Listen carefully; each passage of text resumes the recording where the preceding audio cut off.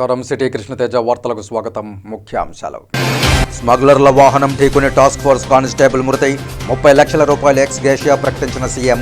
2 స్మగ్లర్లు అరెస్ట్. ఎర్రచంద్రం దొంగలు కారు స్వాధీనం. గంగాధర్ నెల్లూరులో రా కదలిరా. ప్రభుత్వంపై ధ్వజమెత్తిన తెలుగుదేశం పార్టీ అధినేత చంద్రబాబు. ప్లాస్టిక్ నిబంధనలు పాటించని దుకాణాలను మూయించండి. ఆదేశాలు జారీ చేసిన తిరుపతి నగరపాలక సంస్థ కమిషనర్ అదితి సింగ్. రిజర్వేషన్ ప్రకారం టీటీడీలో ఉద్యోగ అవకాశాలు కల్పించాలి.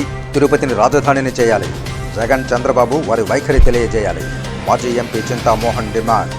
ఇక వార్తల్లోని వివరాలు. చిత్తూరు జిల్లా గంగాధర్ నెల్లూరు నియోజకవర్గ కేంద్రంలో తెలుగుదేశం పార్టీ ఆధ్వర్యంలో నిర్వహించిన రా కదలిరా విజయవంతంగా సాగింది. ఈ కార్యక్రమానికి ఉమ్మడి చిత్తూరు జిల్లా నుంచి జనసేన, తెలుగుదేశం పార్టీ నాయకులు పెద్ద ఎత్తున తరలివచ్చారు. చంద్రబాబు నాయుడు ఫుల్ జోష్గా కనిపిస్తూ ముఖ్యమంత్రి జగన్మోహన్ రెడ్డి పాలనపై విమర్శనాస్త్రాలు సంధిస్తూ నాయకులు, కార్యకర్తలను ఉత్సాహపరిచారు. తెలుగుదేశం, జనసేన జెండాలతో ప్రతి ఇంటి వద్దకు వెళ్లి వైకాపా అరాచకాలను తెలియజేసి రానున్న ఎన్నికల్లో పార్టీని అధికారంలోకి తీసుకువచ్చేందుకు కష్టపడాలని తెలుగుదేశం పార్టీ అధినేత చంద్రబాబు నాయుడు పిలుపునిచ్చారు. జిల్లాలోని దళిత ఎమ్మెల్యేలకు అడుగడుగునా అవమానాలు ఎదురవుతున్నాయని, ఇది బాధాకరమని వాపోయారు. ఎన్నో ఏళ్ల నుంచి తాను రాజకీయాల్లో ఉన్నానని, పనికిరాని చెత్త రాజకీయాలు తాను చూడలేదని అన్నారు. జిల్లాలో ఇసుక మాఫియా, ఎర్రచంద్ర మాఫియా పెట్టిరేగిపోతోందన్నారు. గంగాధర్ నెల్లూరు ఎమ్మెల్యే అభ్యర్థి థామస్ను గెలిపించాలని కోరారు. అలాగే చిత్తూరు జిల్లాలో 14 స్థానాలను గెలిపించుకోవడమే లక్ష్యంతో నాయకులు, కార్యకర్తలు పనిచేయాలని పిలుపునిచ్చారు. ఈ కార్యక్రమంలో మాజీ మంత్రి అమరనాథ్ రెడ్డి, గంగాధర్ నెల్లూరు నియోజకవర్గ ఇన్ఛార్జ్ థామస్, చిత్తూరు పార్లమెంటు నియోజకవర్గ అధ్యక్షులు పులివర్తి నాని, మాజీ ఎమ్మెల్సీ దొరబాబు, పోతలపట్టు ఇన్ఛార్జ్ మురళీమోహన్, నాయకులు, కార్యకర్తలు పాల్గొన్నారు. మీ జీవితాలు నాశనం చేసి ఈరోజు మళ్ళీ నేను సిద్ధమంటే నమ్మడానికి సిద్ధంగా ఉన్నామా అని అడుగుతున్నా. అందుకే ఆ కట్అవుట్ చూసిన ప్రతిసారి ప్రభుత్వం పెట్టిన బాధలు మీకు గుర్తు రావాలి. ఇతను మాకొద్దని కొట్టాలని మీ అందరికీ పిలిపిస్తున్నా. అంతేకాదు, పెరిగిన ధరలు, పన్ను బాధుడు గుర్తుకు రావాలి. సంకల్పాన్ని మళ్ళీ ఒకసారి గట్టిగా నెమరు వేసుకోవాల్సిన అవసరం ఉంది. రాష్ట్రంలో హింసా రాజకీయాలు, పారిపోయిన కంపెనీలు, ఉపాధి లేని వలసలు, ఆ కట్అవుట్ చూసి మీకు గుర్తు రావాలి. గుర్తొచ్చి మళ్ళీ ఓడిస్తామనే సంకల్పంతో మీరు ముందుకు పోవాల్సిన అవసరం ఉంది. నేను ఒకటే మిమ్మల్ని కోరుతున్నా, ఎన్నికల వరకు మీరంతా కూడా కష్టపడండి. స్వర్ణ యుగానికి కష్టపడండి. నడిపించే బాధ్యత మాదని మరొకసారి హామీ ఇస్తున్నా. ఎన్నికల్లో మీరు బటన్ నొక్కితే జగన్మోహన్ రెడ్డి మైండ్ బ్లాక్ అయిపోవాలి. తిరుపతి మున్సిపల్ కార్పొరేషన్ పరిధిలో సింగిల్ యూజ్ ప్లాస్టిక్ నిషేధం పాటించని దుకాణాలను మూయించండి అని Tirupati municipal corporation commissioner Aditi Singh ఆదేశాలు జారీ చేశారు. తిరుపతి మున్సిపల్ కార్పొరేషన్ పరిధిలో మంగళవారం ఉదయం 5 గంటల నుండి మస్టర్ పాయింట్ల వద్ద పారిశుధ్య కార్మికుల అటెండెన్స్ వివరాలను, కొన్ని ఏరియాల్లో పారిశుధ్యం, కొన్ని దుకాణాల్లో సింగిల్ యూజ్ ప్లాస్టిక్ వాడకంపై తిరుపతి నగరపాలక సంస్థ కమిషనర్ అదితి సింగ్ పరిశీలించారు. తిరుపతి నగరంలోని 42, 44 మస్టర్ పాయింట్ల వద్ద హాజరు పట్టికను కమిషనర్ పరిశీలించారు. ఫిష్ మార్కెట్ నుండి లీలామహల్ సర్కిల్, అక్కడ నుండి కపిలతీర్థం వరకు, అక్కడ నుండి అలిపిరి వరకు పరిసరాలను పరిశీలించారు. స్కావెంజర్స్ కాలనీ వద్ద ఉన్న జంతు కళేబరాలను పరిశీలిస్తూ అక్కడి పరిసరాలను పరిశుభ్రంగా ఉంచుకోవాలన్నారు. కపిలతీర్థం రోడ్డులో అలిపిరి పోలీస్ స్టేషన్ పక్కన ఉన్న కూల్ డ్రింక్ షాప్లో నిబంధనలకు విరుద్ధంగా విక్రయిస్తున్న ప్లాస్టిక్ వాడకంపై ఆగ్రహం వ్యక్తం చేస్తూ ఆ షాపును సీజ్ చేయమని ఆదేశాలు జారీ చేశారు. అదేవిధంగా కొన్ని షాపుల ముందు గ్లాసులు, చెత్త వ్యర్థాలు ఉండడంతో వారి చేతనే వాటిని శుభ్రం చేయించారు. కొన్ని దుకాణాలను పరిశీలిస్తూ సింగిల్ యూజ్ నిషేధిత ప్లాస్టిక్ ఉత్పత్తులను అమ్మినా, ఉపయోగించినా జరిమానాలతో పాటు తగు చట్టబద్ధ చర్యలు తీసుకుంటామని తిరుపతి నగరపాలక సంస్థ కమిషనర్ అదితి సింగ్ హెచ్చరించారు. కమిషనర్ వెంట హెల్త్ ఆఫీసర్ డాక్టర్ యువ Anvesh Reddy, veterinary officer doctor Nagendra Reddy, sanitary supervisor Chenchaiah పాల్గొన్నారు. మద్యం, మాదక ద్రవ్యాల అక్రమ రవాణాను అరికట్టడానికి తిరుపతి రైల్వే పోలీసులు రైళ్లలో సోదాలు నిర్వహించారు. జీఆర్పీ సూపరింటెండెంట్ మరియు ఆర్పీఎఫ్ డివిజనల్ కమిషనర్ వారి సంయుక్త ఆధ్వర్యంలోని బృందం తిరుపతి రైల్వే స్టేషన్లో శేషాద్రి ఎక్స్ప్రెస్లో తనిఖీలు నిర్వహించారు. సరిహద్దు రాష్ట్రాలైన తమిళనాడు, కర్ణాటక ప్రాంతాల నుంచి మాదక ద్రవ్యాలు, మద్యం అక్రమ రవాణాకు అడ్డుకట్ట వేయడానికి అలాగే ఎన్నికలు సమీపిస్తున్న నేపథ్యంలో నగదు బంగారం అక్రమంగా తరలించకుండా ఉండేందుకు ఈ తనిఖీలు చేపట్టినట్లు రైల్వే అధికారులు తెలియజేశారు. జీఆర్పీ మరియు ఆర్పీఎఫ్ బృందాలు నిర్వహించిన ఈ జాయింట్ ఆపరేషన్లో డాగ్ స్క్వాడ్ ద్వారా రైల్వే స్టేషన్లోని పలు ప్రాంతాల్లో మాదక ద్రవ్యాలు, విస్ఫోటన పదార్థాలు ఏవైనా ఉన్నాయా అని క్షుణ్ణంగా తనిఖీలు చేశారు. శేషాద్రి ఎక్స్ప్రెస్ బెంగళూరు నుంచి వచ్చే ఎక్స్ప్రెస్ని మేము తనిఖీ చేశాము. ముఖ్య ఉద్దేశము ఎక్కువగా అక్రమ రవాణా మద్యం అంటే ఆల్కహాల్, గంజాయి ఇలాంటివి వేరే స్టేట్స్ నుంచి మన తిరుపతి మరియు రేణిగుంట రూట్ నుంచి వేరే ప్రదేశాలకు వెళ్తున్నాయి. ఇది కాకుండా మనకందరికీ తెలుసు వచ్చే రోజుల్లో ఎలక్షన్స్ కూడా రాబోతోంది. ఎక్కువగా క్యాష్ కానీ గోల్డ్ కానీ ఇలాంటివి రవాణా జరగడానికి చాలా ఆస్కారం ఉంది. వేరే ప్రదేశాల్లో జాయింట్ చెక్ ద్వారా చాలా విషయాలు బయటపడింది. అదేవిధంగా ఇవాళ జాయింట్ ఆపరేషన్ ఆర్పీఎఫ్ మరియు జీఆర్పీ తనిఖీ చేశాము. ఎటువంటి ఐటమ్స్ ఏమీ మాకు దొరకలేదు. కాకపోతే ఒక డెకాయ్ చెక్ అంటే మన దగ్గర ఆర్పీఎఫ్ది డాగ్ స్క్వాడ్ ఉంది. ఆ డాగ్ స్క్వాడ్తో ఒక డెకాయ్ చెక్ అంటే ప్యాసింజర్స్ ముసుగులో ఏదైనా మత్తు పదార్థాలు కానీ గంజాయి కానీ లేదా వేరే ఏదైనా ఎక్స్ప్లోజివ్ ఐటమ్స్ ఏమైనా తీసుకెళ్తే ఎలా ఉంటుందనేసి ఇవాళ S1 కోచు మరియు ఏసీ కంపార్ట్మెంట్లో 2 ప్లేసెస్లో మేము అవి పెట్టాము. డాగు భైరవ వచ్చి మాకు ఆ డాగు ఆ ప్లేస్ని తనిఖీ చేసి క్యాచ్ చేసింది. హిమాచల్ ప్రదేశ్ మాజీ సీఎం జైరామ్ ఠాకూర్, తమిళ నటుడు రిషి తిరుమల శ్రీవారిని దర్శించుకున్నారు. శ్రీవారి దర్శనార్థం కుటుంబ సభ్యులతో కలిసి తిరుమలకు చేరుకున్న వీరు వీఐపీ బ్రేక్ ప్రారంభ దర్శన సమయంలో శ్రీవారిని దర్శించుకున్నారు. దర్శనానంతరం రంగనాయకుల మండపంలో వేద పండితులు వేదాశీర్వచనం పలుకగా ఆలయ అధికారులు స్వామివారి వస్త్రంతో సత్కరించి వీరికి శ్రీవారి తీర్థ ప్రసాదాలను అందజేశారు. రిజర్వేషన్ ప్రకారం టీటీడీలో ఉద్యోగ అవకాశాలు కల్పించాలని మాజీ ఎంపీ చింతామోహన్ డిమాండ్ చేశారు. మాజీ ఎంపీ చింతామోహన్ మంగళవారం తిరుపతిలోని ఏడీ బిల్డింగ్, ఓల్డ్ మున్సిపల్ ఆఫీస్ ప్రదేశాలలో పర్యటించి ఎస్సీ, ఎస్టీ, ఓబీసీలకు రిజర్వేషన్ ప్రకారం టీటీడీలో ఉద్యోగ అవకాశాలు కల్పించాలని, అలాగే ఏపీకి తిరుపతిని రాజధానిగా చేయాలంటూ డిమాండ్ చేశారు. ఇందులో కాంగ్రెస్ నాయకులు యార్లపల్లి గోపి, పోతలపట్టు ప్రభాకర్, శాంతి యాదవ్, శోభ, నాగరాజు, వెంకటేష్ గౌడ్ తదితరులు పాల్గొన్నారు. వాళ్ళ భార్య కూడా M.Pharmacy చదువుకున్నది. మరి ఉద్యోగం లేక జర్నలిస్టుగా పనిచేస్తున్నాడు. ఆయనకు వచ్చే జీతం నెలకు 1000 రూపాయలు. ఇది నిరుద్యోగ పరిస్థితికి మన ప్రాంతంలో ఒకటి.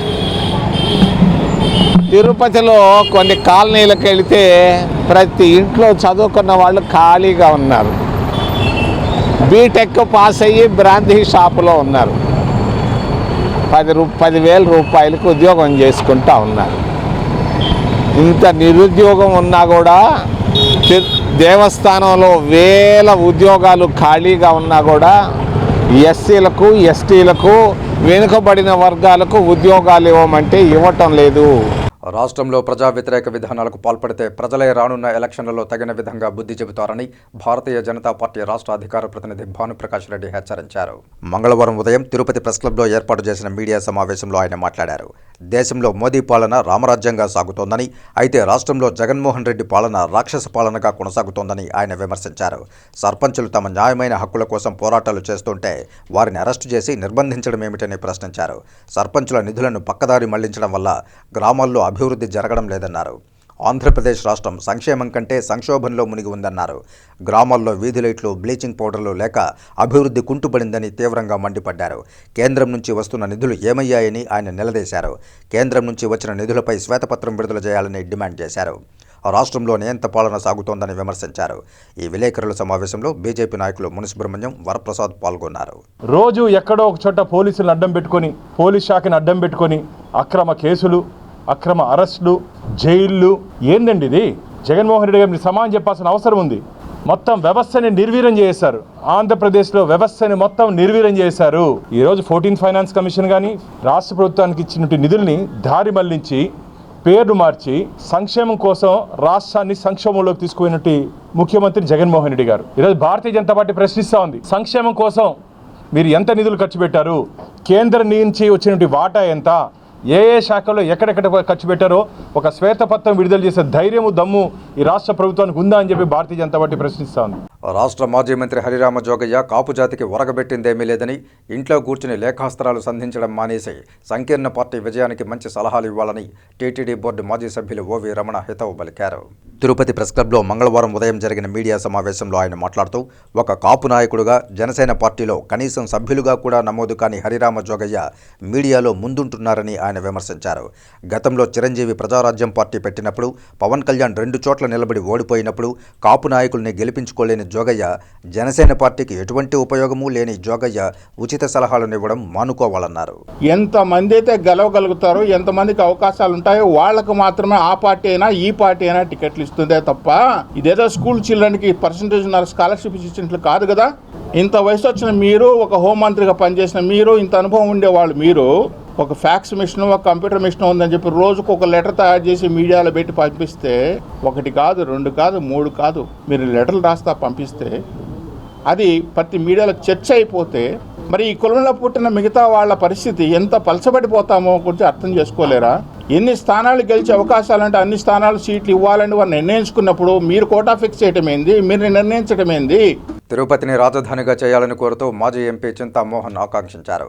ఈ సందర్భంగా ఆయన మాజీ రాష్ట్ర ముఖ్యమంత్రి చంద్రబాబు నాయుడు, ప్రస్తుత రాష్ట్ర ముఖ్యమంత్రి జగన్మోహన్ రెడ్డిలను వారి వైఖరిని తెలియజేయాలని డిమాండ్ చేశారు. తిరుపతి ప్రెస్ క్లబ్లో మంగళవారం ఉదయం ఏర్పాటు చేసిన మీడియా సమావేశంలో ఆయన మాట్లాడుతూ, రాయలసీమ అభివృద్ధి చెందాలంటే తిరుపతి రాజధానిగా చేయాలని తెలిపారు. అందుకు కావలసిన సమగ్ర పరిస్థితులు తిరుపతికి నెలకొని ఉన్నాయని తెలిపారు. ఏర్పేడు నుంచి రాపూరు వరకు 1,00,000 ఎకరాల ప్రభుత్వ భూమి ఉందని, అలాగే విశ్వవిద్యాలయాలు, ప్రభుత్వ ఆసుపత్రులు, విద్యాలయాలు ఉన్నాయన్నారు. రాష్ట్రానికి ఎందరో ముఖ్యమంత్రులను, అధికారులను ఇచ్చిన రాయలసీమగానే ఉందని, కనీసం కృష్ణా, గోదావరి జిల్లాల్లో ఇక్కడికి మళ్లించలేకపోయారని ఆయన ఆవేదన వ్యక్తం చేశారు. చంద్రబాబు నాయుడు 14 సంవత్సరాలు రాష్ట్రానికి చేసిందేమీ లేదని ఆయన విమర్శించారు. అలాగే ప్రస్తుత ముఖ్యమంత్రి జగన్మోహన్ రెడ్డి 4 సంవత్సరాల 9 నెలల పాలనలో ప్రజలకు ఒరగబెట్టిందేమీ లేదని ఆయన తీవ్రంగా విమర్శించారు. చంద్రబాబు మైదానంలో లేడని, మీడియాలో ఉన్నాడని ఎద్దేవా చేశారు. చంద్రబాబు నాయుడికి పేదవాడు ఒక్కడు కూడా ఓటేయరని ఆయన జోస్యం చెప్పారు. కేంద్రంలో 370 సీట్లు వస్తాయని మోదీ ప్రకటన చేస్తున్నారని, అయితే 150 నుంచి 150 కూడా సీట్లు రావడం కష్టమని ఆయన విమర్శించారు. ఇందుకు కారణం దేశంలో ధరలు విపరీతంగా పెరిగాయని, ప్రజలు ఆకలి, అప్పుల బాధలతో సతమతమవుతున్నారని తెలియజేశారు. ప్రజల ఆర్థిక పరిస్థితి దుర్భరంగా ఉందని, నిరుద్యోగులు ఉద్యోగ భద్రత లేక చిన్నా చితకా పనులు చేసుకుని జీవిస్తున్నారని పేర్కొన్నారు.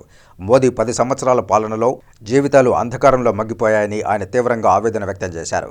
వీరబ్రహ్మం గారు ఎప్పుడో కాలజ్ఞానంలో తిరుపతి రాజధాని అవుతుందని చెప్పారని, అది నిజం చేయాల్సిన బాధ్యత రాయలసీమ వాసులకుందని ఆయన నొక్కి చెప్పారు. ఈ విలేకరుల సమావేశంలో కాంగ్రెస్ యువ నాయకులు యార్లపల్లి గోపి పాల్గొన్నారు. ఎందుకు తుళ్ళూరుకు తీసుకెళ్లారు? ఏముంది అక్కడ తుళ్ళూరులో? ఆర్థిక ప్రయోజనాలు తప్పించి ఏమున్నాయి? నేను ఆ రోజే చెప్పాను, వెయ్యి పునాది వెయ్యి ముందు అది ఒక శపించబడ్డ స్థలం, వెయ్యొద్దు, అది జరగదు అని చెప్పాను. 10 ఏళ్ళైనా ఈరోజు దాకా జరగలేదు. అది ఏం సాధించాడు చంద్రబాబు? 14 సంవత్సరాల్లో ఏమి చేశాడు? ఈరోజు నేను పోయి మున్సిపల్ కార్పొరేషన్ ఆఫీస్ దగ్గర కేకలు పెట్టి అరిసి వచ్చాం. అది ఇస్తాను మీకు. ఏం చేశాడు చంద్రబాబు? ఎందుకు మళ్ళీ ఇంకొక 5 ఏళ్ళు తొందరబాబు అంటాను నేను ఆయన్ని? మీరు పోతారేమో, పోతే అడగ చెప్పండి, నేను ఇటు చెప్పాను. తొందరబాబు ఏం ఆలోచిస్తున్నాడు ఆయన? ఇటు అంటాడు, ఏముంది అది ఇటు అనేదానికి? అది ఏమీ లేదు. గ్రౌండ్లో చంద్రబాబు లేనే లేడు. వాస్తవం ఇది, నాకేం అబద్ధాలు చెప్పుకోవాల్సిన పనే లేదు. గ్రౌండ్లో లేడు, మీడియాలో మాత్రం ఉన్నాడు. ఆ చివరి నుంచి చివరి దాకా, మొదటి పేజీ నుంచి చివరి పేజీ దాకా ఆయనే. ఏముంది? పేదవాడు ఒక్కడు ఓటీడు చంద్రబాబుకి. మీరు పోయి చూడండి. ఫిబ్రవరి 8వ తేదీ నుంచి 11వ తేదీ వరకు రాజస్థాన్లోని అజ్మీర్లో జరగనున్న 3వ జాతీయ స్థాయి క్రికెట్ టోర్నమెంట్ పోటీలకు తిరుపతి నుంచి ప్రతిభావంత క్రీడాకారుల టీం పాల్గొననుంది. భారత క్రికెట్ కెప్టెన్ ఏపీడీసీఏ కార్యదర్శి వై వసంత్ కుమార్ తిరుపతి ప్రెస్ క్లబ్లో మంగళవారం board of disabled cricket association, Rajasthan disabled cricket association సంయుక్త ఆధ్వర్యంలో 3వ జాతీయ క్రికెట్ టోర్నమెంట్ను ఫిబ్రవరి 8 నుంచి 11వ తేదీ వరకు అజ్మీర్లో నిర్వహిస్తున్నారని తెలియజేశారు. ఈ టోర్నమెంట్లో పాల్గొనే ఏపీడీసీఏ టీంను కమిటీ ఉపాధ్యక్షులు KR Hariharan, Bheemas Ashok Bheemas residency hotel MD చేతుల మీదుగా సంబంధిత పోస్టర్ను రిలీజ్ చేశారు. అదేవిధంగా 10 సంవత్సరాల నుండి దివ్యాంగుల క్రికెట్కు ఎన్నో విధాలుగా సహాయ సహకారాలు అందించిన భీమాస్ రెసిడెన్సీ అధినేతలు కేఆర్ వెంకటాచలం, కమిటీ సభ్యులు మరియు అంతర్జాతీయ hockey umpire triple IT sports కార్యదర్శి అయిన షేక్ శంషాద్ బేగం, అలాగే BDCA general secretary K Ramireddy, అలాగే కమిటీ సభ్యులు కలిసి పుష్పగుచ్చాన్ని అందజేసి దుశ్శాలువతో ప్రెస్ క్లబ్లో సత్కరించారు. ఈ టోర్నమెంట్లో పాల్గొన్న క్రికెట్ క్రీడాకారులకు ఆఫీసర్స్ క్లబ్ తిరుపతి అధినేత, అలాగే ఏపీడీసీఏ సభ్యులు ప్రసన్న కుమార్ రెడ్డి తనకు జర్నీలో ఫుడ్ ఏర్పాటు చేయడం జరిగిందని, ఈ టోర్నమెంట్కు తిరుపతిలో కొంతమంది దాతలు ఆర్థిక సహాయం చేశారన్నారు. ఈ విలేకరుల సమావేశంలో ఏపీడీసీఏ కార్యదర్శి Vasant Kumar, India captain joint secretary Teja, కోశాధికారి K Ramireddy, executive member Sheikh Shamshad Begum, APDCA ఉపాధ్యక్షులు కెఆర్ హరిహరన్ తదితర క్రీడాకారులు పాల్గొన్నారు. గత 10 ఏళ్లుగా నేను మా అన్న ఇద్దరు కలిసి వీడు ఫస్ట్ మమ్మల్ని అప్రోచ్ అయినప్పుడు మా వల్ల అయిన సహాయం మేము చేస్తామన్నాం. అదేవిధంగా ఈరోజు వరకు మా వల్ల ఏది వీలవుతే, పెద్దగా చేయకపోయినా పెద్దగా చేయలేకపోయినా మా వల్ల వీలైంది మేము చేస్తున్నాం. మీ మీడియా ద్వారా చిన్న విజ్ఞప్తి, దివ్యాంగులకి గవర్నమెంట్ సపోర్ట్ చాలా చాలా అవసరం. సీఎం గారికి మీ మీడియా ద్వారా మా అసోసియేషన్ నుంచి మేము విజ్ఞప్తి ఆయనకి తెలుపుకుంటున్నాం. మా అసోసియేషన్కి సపోర్ట్ చేయండి. ఆర్థికంగా ఏమి గవర్నమెంట్ నుంచి ఇవ్వగలుగుతారో అది కల్పిస్తూ సెక్యూరిటీ, లైఫ్ గ్యారంటీ, లైక్ వాళ్ళకి పెన్షన్స్ కానీ ఇట్లాంటి ఏదో ఒకటి వచ్చేటట్లు చేయాలని చెప్పి గవర్నమెంట్కి మేము విజ్ఞప్తి చేస్తున్నాం. డిస్ట్రిక్ట్ క్రికెట్ అసోసియేషన్ నుంచి స్టార్ట్ చేసి ఈరోజు ఇంటర్నేషనల్ వరకు మేము మ్యాచెస్ కండక్ట్ చేసాం. నెక్స్ట్ రాబోయే ఇంటర్నేషనల్ మ్యాచ్లు కూడా మనం అనౌన్స్ చేయడం జరుగుతుంది. మేము 2013లో మొట్టమొదటిసారిగా తిరుపతి వచ్చినప్పుడు సౌత్ జోన్ స్టార్ట్ చేసాం. సౌత్ జోన్ చేస్తే మాకు ఇక్కడ తిరుపతిలో ఎవరు తెలియదు, కానీ మేము ఎవరో తెలియకున్నా కూడా మాకు బీమా సంస్థ నుంచి మీరు ఏమైనా చేయండి, మేము వెనుక మేము ఉన్నాం, డిజేబుల్ క్రికెట్ ఈరోజే చూస్తున్నాం, మా సపోర్ట్ మీకు ఉంటుందని స్టార్ట్ చేసాం. ఆ రోజు వాళ్ళు చేసిన సపోర్ట్తో ఇప్పుడు ఇంటర్నేషనల్ వరకు వెళ్తున్నాం. ఆడారు కూడా మా ప్లేయర్స్. సో వాళ్ళకి మొదటిగా నేను బీమా సంస్థలకి నేను ధన్యవాదాలు జరుపుకుంటున్నాను. అశోక్ సార్, మీ సపోర్ట్ లేని డిజేబుల్ క్రికెట్ ఇంతవరకు వచ్చేది కాదేమో అనిపిస్తుంది. మీ సపోర్ట్ ఎప్పుడు మాకు కావాలి. నైపుణ్యాన్ని ప్రదర్శించడం, అందరి పెద్దలందరి మన్ననలను తీసుకోవడము, సో ఇదంతా గర్వించదగిన విషయము. వీళ్ళకి ఇంకా చేయూతనిస్తే ఎవరైనా మన గవర్నమెంట్ కానివ్వండి, పెద్దలు కానివ్వండి, వీళ్ళ సహకారం ఉంటే వీళ్ళకి ఇంకా ముందడుగు వేసే అవకాశాలు ఉంటాయని నేను భావిస్తున్నాను. అదేవిధంగా మా Rajiv Gandhi university of knowledge technology సిడుపులపాయ నుంచి బీసీడీఏ అక్కడి నుంచి కూడా మన పిల్లలు, మన ఆర్జీగట్టి పిల్లలు పార్టిసిపేట్ చేయడం నేషనల్ టీంలో. సో అక్కడ కూడా క్యాష్ అవార్డు రావడం, పిల్లలందరూ మంచిగా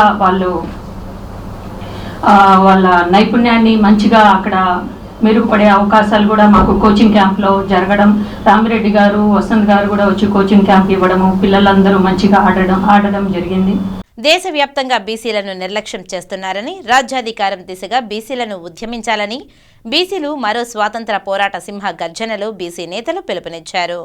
తిరుపతి ఇందిరా మైదానంలో ఆదివారం బీసీల మరో స్వాతంత్ర పోరాట సింహ గర్జన కార్యక్రమం నిర్వహించారు. ఈ సందర్భంగా బీసీ నేతలు ప్రసంగిస్తూ 60 సంవత్సరాల కాంగ్రెస్, 25 సంవత్సరాల టీడీపీ బీసీలను తొక్కుతూనే ఉన్నారని, ఎటువంటి పాలనా అధికారాలు ఇవ్వలేదని ఆవేదన వ్యక్తం చేశారు.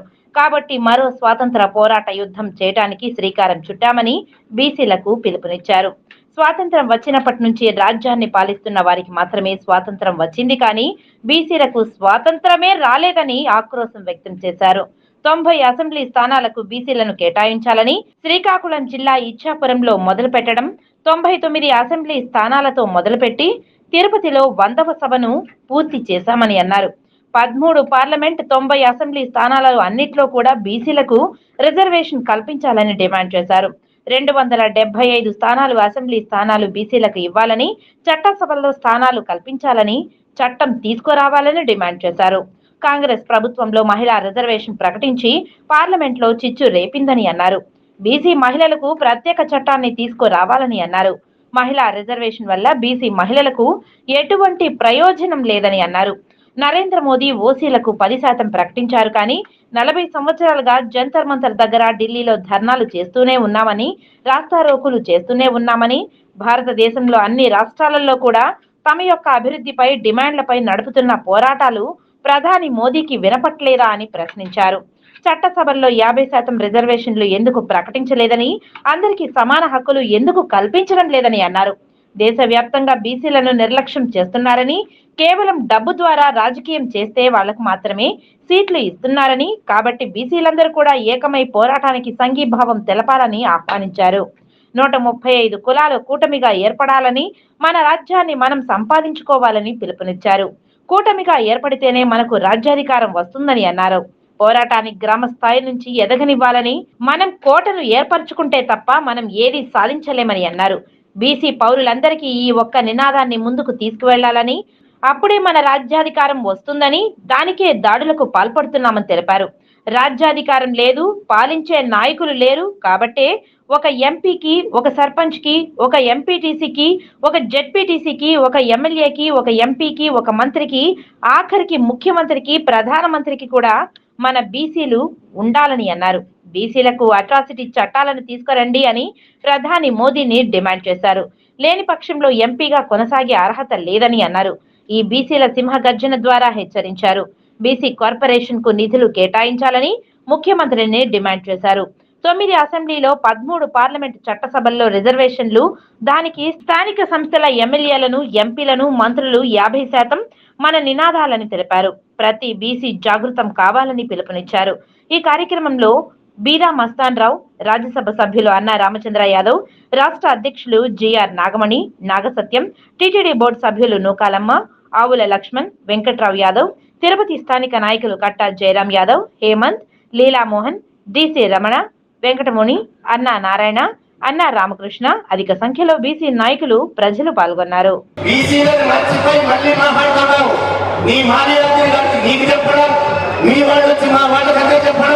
మా సంఘంలో సభ్యులు ఈ జిల్లా నాయకులు కూడా రాని కూడా చేశారు, కర్నూలు కూడా చేశారు.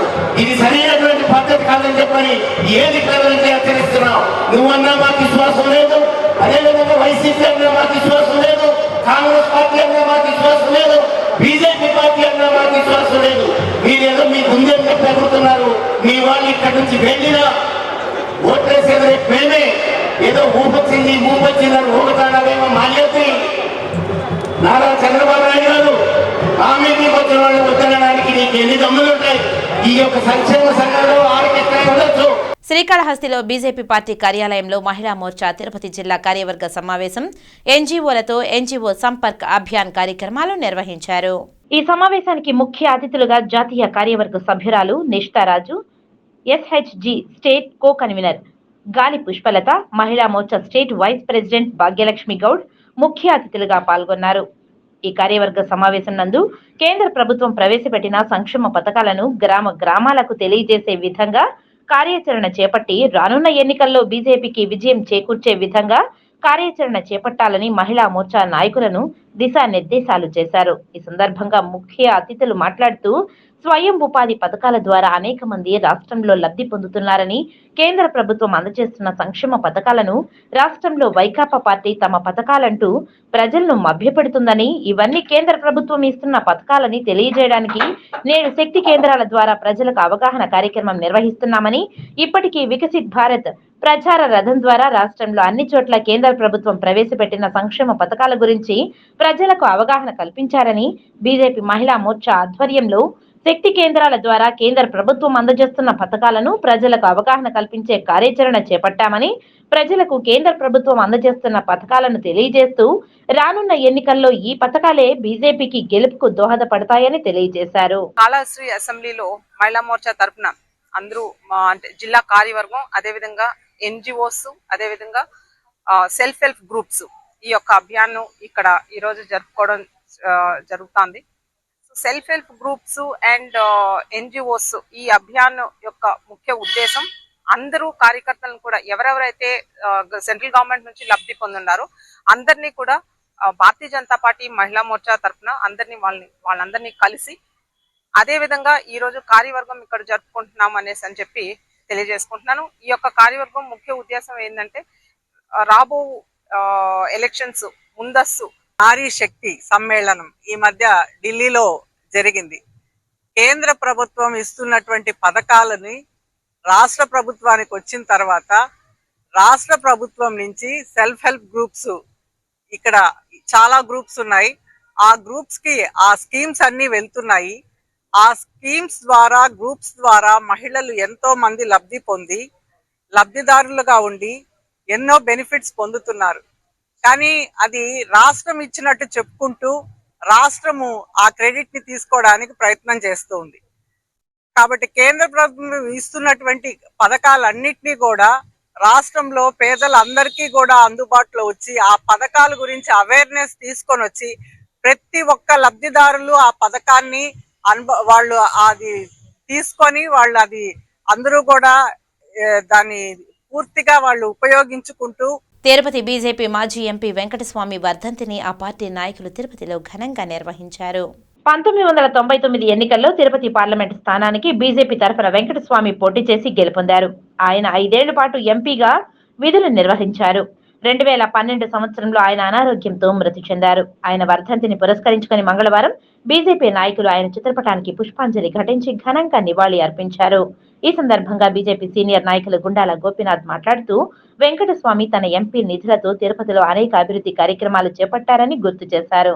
ఈ కార్యక్రమంలో భారతీయ జనతా పార్టీ జిల్లా సాంస్కృతిక విభాగం కన్వీనర్ గుండాల గోపీనాథ్ రెడ్డి, బీజేపీ తూర్పు మండల అధ్యక్షుడు ప్రభాకర్ నాయుడు, బీజేపీ సెంట్రల్ మండల అధ్యక్షుడు పాటిబండ మురళి, బీజేపీ జిల్లా ఎస్సీ మోర్చా కార్యదర్శి మల్లారపు రవిప్రసాద్, బీజేపీ తూర్పు మండల ప్రధాన కార్యదర్శి తొండమనాటి సుబ్రహ్మణ్యం రెడ్డి, ప్రముఖ మిమిక్రీ ఆర్టిస్ట్ శాంబోల హర్నాథ్ తదితరులు పాల్గొన్నారు. డాక్టర్ ఎన్ వెంకటస్వామి గారి 12వ వర్ధంతి సందర్భంగా ఆయన చిత్రపటానికి పుష్పాంజలి ఘటించి ఘన నివాళి అర్పించాము. తిరుపతి అభివృద్ధికి వెంకటస్వామి గారి కృషి ఎనలేని సేవలు చేశారు. ముఖ్యంగా తిరుపతి నగరం నుంచి గ్రామ ప్రాంతాలకు రోడ్డు సౌకర్యాన్ని కల్పించారు. అలాగే తిరుపతిలో తాగునీటి సౌకర్యానికి కానీ, ముఖ్యంగా ప్రయాణికులు వేచి ఉండే చోట బస్ షెల్టర్లకు కానీ, అదేవిధంగా శ్మశాన వాటికల అభివృద్ధికి ఎంతో కృషి చేశారు.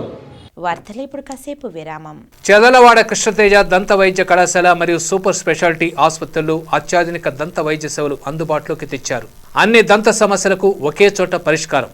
అన్ని రకాల వైద్య సేవలు అందుబాటులో ఉన్న ప్రాంగణం చెదలవాడ దంత వైద్యశాల. అనుభవజ్ఞులైన వైద్యులచే అందమైన చిరునవ్వు కోసం ఆధునిక దంత వైద్యం, పిప్పి పళ్లకు రూట్ కెనాల్ చికిత్స, చిగురు వాపు వ్యాధులకు అత్యాధునిక చికిత్స, ఎత్తుపళ్ళు, వంకర పళ్ళు, రంగు మారిన పళ్లకు ప్రత్యేకమైన వైద్య బృందంచే చికిత్స. సంప్రదించండి చెదలవాడ కృష్ణతేజ దంత వైద్య కళాశాల, రేణిగుంట రోడ్, తిరుపతి. తిరిగి వార్తల్లోనికి స్వాగతం. భారతీయ జనతా పార్టీ రాష్ట్ర అధ్యక్షురాలు దగ్గుబాటి పురంధేశ్వరి సూచనలతో శ్రీకాళహస్తి నియోజకవర్గ పరిధిలోని తొట్టంబేడు మండలంలో పలు గ్రామాలలో రాష్ట్ర బీజేపీ కార్యదర్శి, శ్రీకాళహస్తి నియోజకవర్గ కన్వీనర్ కోలా ఆనంద్ కుమార్ కార్యకర్తలతో కలిసి విస్తృతంగా ప్రచారం చేపట్టారు. మంగళవారం ఉదయం చిన్న సింగమాల గ్రామంలో గల శ్రీ వీరభద్రేశ్వర స్వామివారి పూజలు నిర్వహించిన అనంతరం పొయ్యకొత్తూరు గ్రామం, సింగమాల గ్రామంలో పర్యటించి కేంద్ర ప్రభుత్వం నరేంద్ర మోదీ ప్రవేశపెట్టిన సంక్షేమ పథకాలను ప్రజల్లోకి తీసుకుని వెళ్లి కేంద్రంలో మరొక్కసారి నరేంద్ర మోదీ సర్కార్, ఆంధ్రాలో ప్రతి ఒక్కరూ భారతీయ జనతా పార్టీ కమలం గుర్తుకు ఓటు వేయాలని ప్రజలను కోలా ఆనంద్ కోరారు. దేశం కోసం, ఆంధ్ర రాష్ట్ర శ్రేయస్సు కోసం, శ్రీకాళహస్తి నియోజకవర్గ అభివృద్ధి కోసం భారతీయ జనతా పార్టీ కమలం గుర్తుకు ఓటు వేయాలని ఇంటింటికి తిరిగి ఓటర్లతో కోలా ఆనంద్ మాట్లాడారు. ఈ కార్యక్రమంలో తొట్టంబేడు మండల అధ్యక్షులు మేడం కృష్ణయ్యతో పాటు జిల్లా మరియు మండల నాయకులు, కార్యకర్తలు పాల్గొన్నారు. శ్రీకాళహస్తి మండలంలోని ఊరందూరు గ్రామంలో తెలుగుదేశం పార్టీ శ్రీకాళహస్తి నియోజకవర్గం ఇన్ఛార్జ్ బొజ్జల సుధీర్ రెడ్డి ఆధ్వర్యంలో టీఎం కండ్రిగ గ్రామస్తులు మరియు ఏపీ సీట్స్ లో పనిచేసే కూలీలు సుమారు 200 మంది తెలుగుదేశం పార్టీ తీర్థం పుచ్చుకున్నారు. వీరిని బొజ్జల సుధీర్ రెడ్డి తెలుగుదేశం కండువా కప్పి పార్టీలోనికి సాదరంగా ఆహ్వానించారు. ఏపీ సీడ్స్ కూలీల సంఘం నాయకులు ఈశ్వర్ రెడ్డి మాట్లాడుతూ శ్రీకాళహస్తిలోని ఏపీ సీడ్స్ నందు 120 కిలోల క్వింటాళ్ల ధాన్యం వచ్చేదానికి, తద్వారా కూలీలకు పుష్కలంగా పని లభిస్తుందని, ప్రస్తుతం 60 క్వింటాళ్లు మాత్రం ధాన్యం రావడంతో కూలీలు గిట్టుబాటు కావడం లేదని స్థానిక ఎమ్మెల్యే బియ్యపు మసూదన్ రెడ్డికి పలుమార్లు తమ సమస్యలు చెప్పినా పట్టించుకోకపోవడంతో నేడు తాము తమ సమస్య పరిష్కారం దిశగా కార్యాచరణ చేపట్టడం జరిగింది అంటూ శ్రీకాళహస్తి తెలుగుదేశం పార్టీ ఇన్ఛార్జ్ బొజ్జల సుధీర్ రెడ్డితో ఒక వారం ముందుగా మాట్లాడామని, తెలుగుదేశం పార్టీ అధికారంలోకి రాగానే శ్రీకాళహస్తి ఏపీ సీడ్స్ కూలీల సమస్యలు పరిష్కరిస్తామని హామీ ఇవ్వడంతో నేడు 200 మంది ఏపీ సీడ్స్ కూలీలతో బొజ్జల సుధీర్ రెడ్డి స్వగృహం నందు బొజ్జల సుధీర్ రెడ్డి ఆధ్వర్యంలో తాము తెలుగుదేశం పార్టీలో చేరామని, తెలుగుదేశం పార్టీ గెలుపొందే విధంగా కృషి చేస్తామని తెలియజేశారు. ఈ సందర్భంగా బొజ్జల సుధీర్ రెడ్డి మాట్లాడుతూ అధికార ప్రభుత్వ ఆగడాలను బలైపోతున్న శ్రీకాళహస్తిలోని ఏపీ సీడ్స్ కూలీలు మరియు టీం కండ్రిక గ్రామ ప్రజలు తెలుగుదేశం పార్టీలో భారీగా చేరారని, పార్టీలో చేరిన వారికి ప్రత్యేక కృతజ్ఞతలు తెలియజేశారు. ఇన్ని రోజులు ప్రభుత్వ ఆధ్వర్యంలో ఉన్న ఏపీ సీడ్స్ తొందరలోనే ప్రైవేటీకరణ అవుతుందని, హేయమైన చర్యని, కూలీలు కడుపు కొట్టడానికి ఇలాంటి కార్యాచరణ చేపడుతున్నారని దుయ్యబట్టారు. మరో 70 రోజుల తర్వాత తెలుగుదేశం పార్టీ అధికారంలోకి వస్తుందని, స్థానిక ఎమ్మెల్యేగా గెలుపొంది వెంటనే ఏపీ సీడ్స్ ప్రభుత్వం ఆధీనంలో ఉండేటట్లు కార్యాచరణ చేపడతామని తెలియజేశారు. గత ఎన్నికల సమయంలో జగన్మోహన్ రెడ్డి ఏపీ సీడ్స్ కూడలినందు ప్రసంగిస్తూ కూలీలను పర్మనెంట్ చేస్తానని ప్రసంగించారని, కానీ ఇప్పటి వరకు ఏపీ సీడ్స్ కూలీల సమస్యలు పట్టించుకోలేదని ఆవేదన వ్యక్తం చేశారు.